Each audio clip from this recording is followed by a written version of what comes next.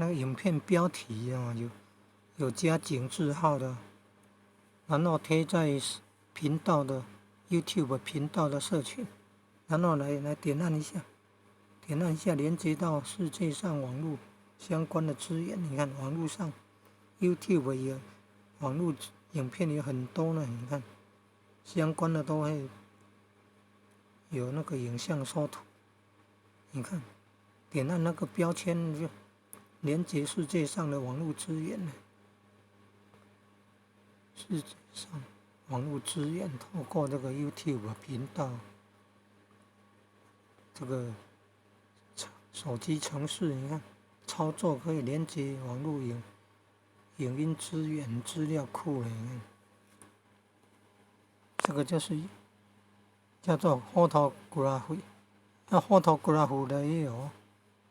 photography。